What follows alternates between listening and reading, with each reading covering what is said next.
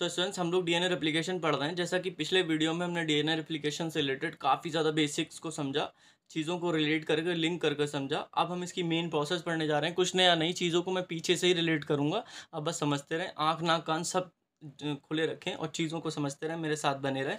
तो मैं आपको पीछे एक बार दिखा देता हूँ।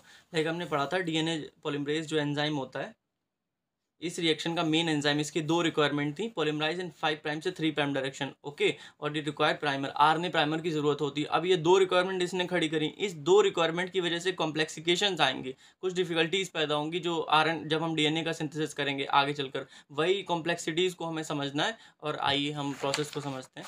देखिए, like what happens with these two requirement. DNA polymerase ने दो रिक्वायरमेंट तो खड़ी कर दी कि मुझे 5 प्राइम से 3 प्राइम में डायरेक्शन, 5 प्राइम से 3 प्राइम डायरेक्शन में ही पॉलीमराइजेशन करना है, और आरएनए प्राइमर की ज़रूरत है। वो भी अगर आरएनए प्राइमर नहीं दोगे तो ऐसा नहीं कि डीएनए के ही आगे बढ़ता चला, ऐसा कभी नहीं होगा। ठीक है, तो हमारी फर्स्ट कंडीशन है 5 प्राइम से 3 प्राइम डायरेक्शन में ही सिंथेसिस करेगा वो डीएनए का।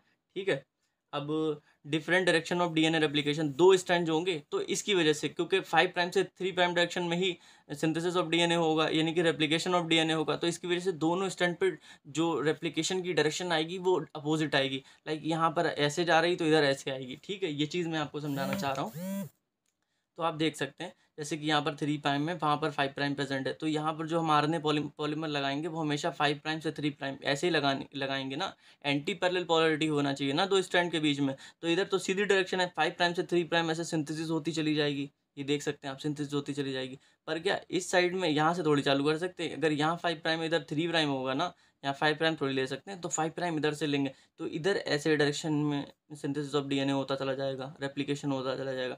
तो ये अपोजिट डायरेक्शन इसकी वजह से क्रिएट हो गई कि जो रिक्वायरमेंट है इसकी 5 प्राइम से 3 प्राइम डायरेक्शन, इसकी वजह से ये कॉम्प्लेक्सिटी आई। अभी आगे देखते हैं, बहुत सी चीज़ें बदलने वाली है। लाइक यहाँ पर ये टेम्पलेट स्टैंड है, इसके आधार पर ये न्यू जो डीएनए है इसका सिंथेसिस हो रहा है, डीएनए रेप्लिकेट कर रहा है। ठीक है, during replication piece of RNA primer present. पिछले वीडियो में मैंने आपको ये चीज़ बताई थी। लाइक यहाँ पर 3 प्राइम से 5 प्राइम एक आरएनए लगेगा, उसके आगे से ही डीएनए सिंथेसिस होता चला जाएगा, रेप्लिकेट होता चला जाएगा। लाइक यहाँ पर भी लगा होगा, बिना आरएनए के नहीं हो सकता। को आप न्यूक्लियोटाइड ऐसे करके डीएनए न्यूक्लियोटाइड दे दें, अब इसके आगे कहें कि जो हमारा डीएनए है वो सिंथेसाइज करता चला जाए, तो ये चीज़ कभी नहीं होगी। जो हमारा लाइक अगर आपने ऐसे करके आरएनए का पॉलीमर दिया लगाकर 5 प्राइम से 3 प्राइम डायरेक्शन, तभी इसके आगे जाकर डीएनए का सिंथेसिस होगा, डीएनए आगे जाकर रेप्लिकेट करेगा। ठीक है, 5 प्राइम से 3 इस डायरेक्शन में तो जा ही नहीं सकते, 3 प्राइम से 5 प्राइम ये गलत हो गई, ये यही करेक्ट है। ठीक है, अब primase, RNA primase synthesize a small primer, small piece of RNA. तो यहाँ पर जो आरएनए प्राइमर होगा उसे आरएनए प्राइमेज नाम का एक एंजाइम होता है, वही सिंथेसाइज करता है। इसका नाम आप याद रखें, एमसीक्यूज में पूछा जा सकता है। फोर्थ पॉइंट देखते हैं, DNA polymerase extend 3 prime end of RNA primer on basis of complementary base pairing. हमने जैसा कि पिछले वीडियो में भी ये चीज़ पढ़ी थी, लाइक 5 प्राइम से 3 प्राइम ये हमने आरएनए अगर जोड़ा है तो हमेशा जो नया न्यूक्लियोटाइड होगा वो 3 प्राइम एंड पे जोड़ेगा, अगर ऐसे आगे जाकर ये सिंथेसाइज होता चला जाएगा ऐसे करके। लाइक अगर हमने आरएनए प्राइमर ऐसे जोड़ा, आप ये देख लीजिए। ठीक है, हमने अगर ऐसे करके आरएनए प्राइमर जोड़ा ऐसे करके 5 प्राइम से 3 प्राइम, तो ये 3 प्राइम डायरेक्शन रही होगी यहाँ पर, और ये 5 प्राइम रही होगी। तो हमारा जो डीएनए होगा ना, डीएनए का जो सिंथेसाइजेशन होगा ऐसे होगा, इस डायरेक्शन में, इस डायरेक्शन 3 प्राइम एंड पे न्यूक्लियोटाइड जुड़ते चले जाएंगे और ये आगे बढ़ता चला जाएगा। ओके, और on the basis of complementary base pairing. ठीक है, तो मैं आपको ये बताता हूँ, लाइक यहाँ पर आरएनए ऐसे जुड़ा होगा, आरएनए ऐसे जुड़ेगा यहाँ पर 5 प्राइम से 3 प्राइम, तो आगे ये ऐसे करके सिंथेसाइज होता चला जाएगा। तो ये कैसे सिंथेसाइज होगा, लाइक यहाँ पर ए रहा होगा, यहाँ टी रहा होगा, जी रहा होगा, सी रहा होगा, तो यहाँ पर क्या होगा, एडेनिन का थाइमीन, थाइमीन का एडनिन, गुआनिसिन साइटोसिन, साइटोसिन का गुआनिन। तो कॉम्प्लीमेंट्री बेस पेयरिंग के अकॉर्डिंग ही ये डीएनए रेप्लिकेशन हो रही है, आगे को जो 5 प्राइम से 3 प्राइम डायरेक्शन में रेप्लिकेट कर रहा है। ओके, तो यही चीज़ बता रखी है। यहाँ पर जो न्यू स्ट्रैंड है, लाइक ये 5 प्राइम से 3 प्राइम आरएनए के आगे स्ट्रैंड सिंथेसिस होती चली जा रही, आरएनए प्राइमर यहाँ पर तो इधर इस डायरेक्शन में सिंथेसिस हो रही, इधर इस डायरेक्शन में सिंथेसिस हो रही। बहुत ही कंसेप्चुअल है, चीज़ें आप समझते चलें, ईजी है, समझ में आ जाएगा। Entire DNA can't open once, हमने एक चीज़ पढ़ी थी, लाइक हमारा जो होल डीएनए होगा ऐसे करके आप देख सकते हैं, हमारा जो पूरा जो डीएनए होगा यहाँ से लेके यहाँ तक 2.2 मीटर होता है हमारा ह्यूमन डिप्लॉयड सेल के अंदर। तो इस पूरे को खोलने के लिए इसके बीच में होंगे हाइड्रोजन बॉन्ड, जैसा कि हमें मालूम कॉम्प्लीमेंट्री 2 स्ट्रैंड्स होते हैं, उनके बीच में hydrogen bond, 2 hydrogen bond present होते हैं, 3 हाइड्रोजन बॉन्ड प्रेजेंट होते हैं। उन हाइड्रोजन बॉन्ड्स को तोड़ने के लिए एंडोथर्मिक प्रोसेस होती है, तो उसके लिए हमें एनर्जी देना पड़ती है, ठीक है। तो बहुत ज़्यादा एनर्जी की ज़रूरत होगी, एक साथ पूरा डीएनए खोल नहीं सकता, इसलिए हम हिस्सों में खोलेंगे ऐसे करके ये चीज़। और इन इंडिपेंडेंट यूनिट्स को ही हमने रेप्लिकॉन बोल दिया था पिछले वीडियो में, ठीक है, रेप्लिकॉन बोल दिया था। तो ये इंडिपेंडेंट यूनिट होगी, आगे जाकर रेप्लिकेट करेगी, फिर ये लाइक हमने सेल साइकिल अगर आपने पढ़ी होगी तो ये चीज़ आपको पता होगा। आप देखिए ये एम फेज होता है, यहाँ पर G1 S G2। तो रेप्लिकेशन कहाँ होती है? रेप्लिकेशन हमेशा एस फेज में होती है, ठीक है। तो जब तक लास्ट रेप्लिकॉन जो होगा रेप्लिकेट नहीं कर जाएगा, जो हमारा डीएनए होगा वो इसमें G2 में नहीं पहुंचेगा। समझ रहे हैं आप? हिस्सों में ये खुलता है, फिर रेप्लिकेट करता है। लास्ट जब तक पूरा डीएनए जब तक रेप्लिकेट नहीं कर जाएगा तब तक G2 में नहीं पहुंचेगा, ठीक है। अब ये दे रखे हैं on one stand 3 prime and extend. यहाँ पर एक स्टैंड पे क्या होता है, 3 प्राइम एंड एक्सटेंड करता चला जाता है, and another stand repeated primer synthesis. Like यहाँ पर आप देखें, ठीक है, ये देखिए 5 प्राइम से 3 प्राइम, ये 3 प्राइम में ऐसे करके न्यूक्लियोटाइड जुड़ते चले जा रहे हैं और आगे फर्दर ये डीएनए रेप्लिकेशन होती चली जा रही है। लेकिन दूसरे स्टैंड में क्या होगा, 5 प्राइम से 3 प्राइम अगर इस डायरेक्शन में है तो ऐसे करके 5 प्राइम से 3 प्राइम डायरेक्शन में ये डीएनए सिंथेसिस होती चली। इसके वजह से अब मैं आपको दिखाता हूँ रिपीटेड प्राइमर सिंथेसिस क्या चीज़ होती है। लाइक पहले इतना खोला था यहाँ तक, देखिए हमें तो यहाँ तक पूरे को रेप्लिकेट करना है, पूरा रेप्लिकॉन यहाँ तक करना है ना पूरे को, ठीक है। रेप्लिकेशन फॉर्क को डीएनए रेप्लिकेट करना है, further DNA open repeated primer synthesis. अब हम क्या करेंगे, पहले हमने इतना खोला, ठीक है, इतना खोला था पहले, अब हमने क्या किया, इतना और खोल लिया। तो अब इस डायरेक्शन में तो कोई प्रॉब्लम नहीं, 5 प्राइम से 3 प्राइम डायरेक्शन में तो सीधा ऐसे करके न्यूक्लियोटाइड जुड़ते चले गए। लेकिन इस डायरेक्शन में क्या प्रॉब्लम है, ठीक है, यहाँ तक हो गया था। अब हमें क्या, अगर 5 प्राइम से 3 प्राइम डायरेक्शन जाना है तो ऐसे जाएंगे ना, तो एक आरएनए और जोड़ना पड़ेगा हमें यहाँ पर, एक आरएनए का जो प्राइमर होगा वो और जोड़ना पड़ेगा, फिर इसे ऐसे एक्सटेंड करना पड़ेगा पीछे। तो इसकी वजह से हमें कई बार जैसे न्यू प्राइमर जोड़ना पड़ेंगे, न्यू आरएनए प्राइमर जोड़ना पड़ेंगे, इसकी वजह से कहलाया गया है रिपीटेड प्राइमर सिंथेसिस की ज़रूरत पड़ेगी, ठीक है। तो अब मैं आपको बताता हूँ लैगिंग और लीडिंग स्ट्रैंड क्या होता है। लाइक इसमें क्या होता है, कंटिन्यूअस डीएनए सिंथेसिस होती चली जा रही है, आप देख रहे हैं। इसमें डिसकंटिन्यूअस, कभी रुक रहा है, प्राइमर जुड़ेगा, फिर यहाँ पर लाइक यहाँ पर प्राइमर जुड़ा, फिर यहाँ पर प्राइमर जुड़ा, ऐसे खुलेगा, फिर प्राइमर जुड़ेगा, रिपीटेड प्राइमर सिंथेसिस हो रही। तो ये लैगिंग स्ट्रैंड यानी कि लैग कर रहा है। तो ये डिसकंटिन्यूअस जो होता है ये स्लो होता है, स्लो डीएनए रेप्लिकेशन होती है इसकी, ठीक है, डीएनए सिंथेसिस होती है। यहाँ पर बहुत ही फास्ट होती है इसके रिस्पेक्ट में। तो ये लीडिंग स्ट्रैंड, ये लैगिंग स्ट्रैंड। तो लैगिंग स्ट्रैंड के बारे में जो कुछ बातें होंगी, फीचर्स, वो हम अभी आगे पढ़ेंगे, उन्हें बहुत अच्छे से समझें। अब आप डायरेक्शन को समझ लीजिए। तो डायरेक्शन समझने के लिए सबसे पहले मैं आपको एक चीज़ बताता हूँ। आप ये देखिए ओरिजिन, ये देखिए पहले सबसे पहले हमने क्या किया था, हमारे पास ये डीएनए था, ठीक है, फिर हमने इसे क्या किया, ऐसे खोल दिया था, इसके हाइड्रोजन बॉन्ड ब्रेक कर दिए थे।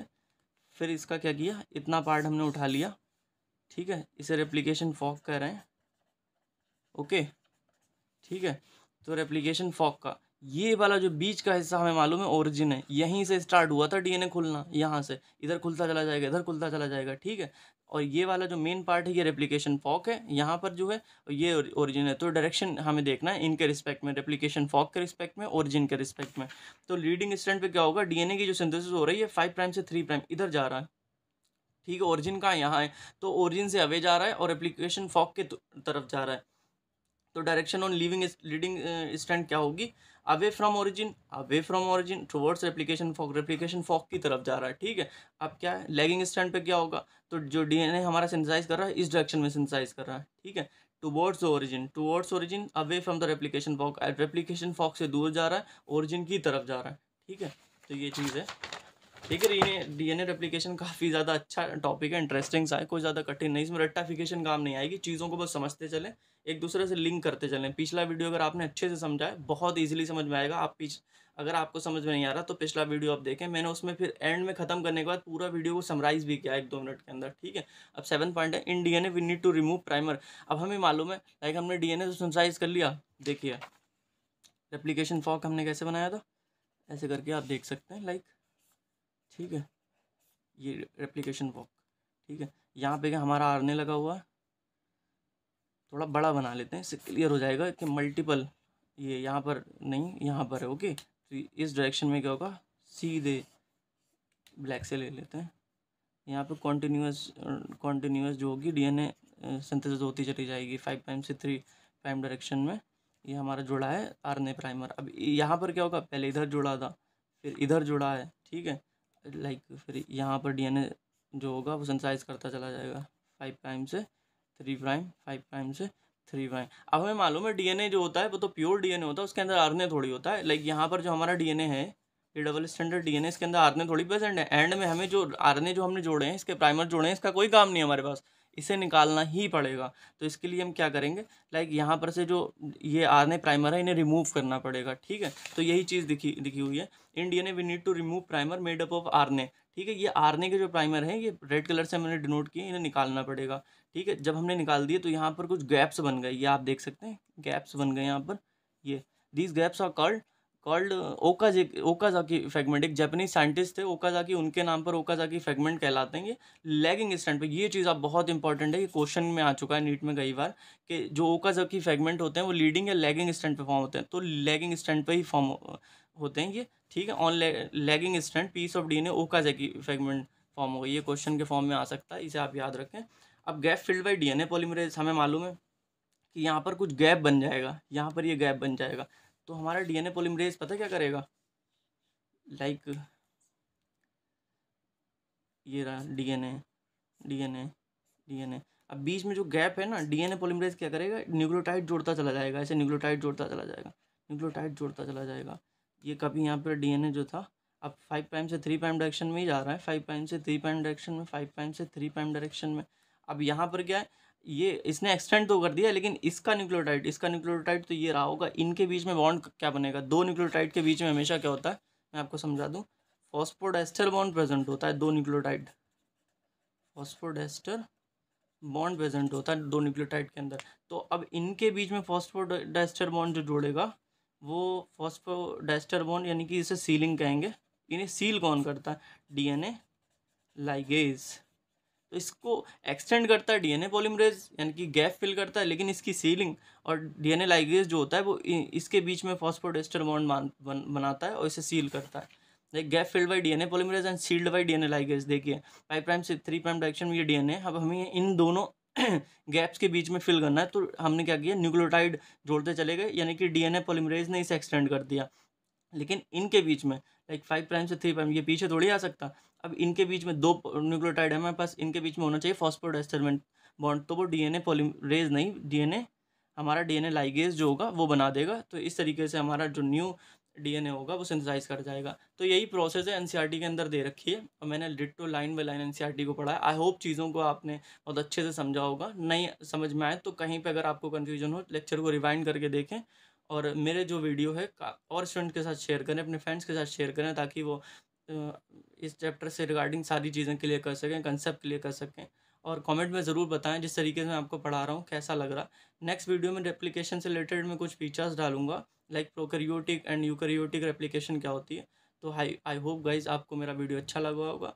तो लाइक शेयर एंड सब्सक्राइब ज़रूर करें, कमेंट में ज़रूर अपनी राय दें। ठीक है, थैंक यू।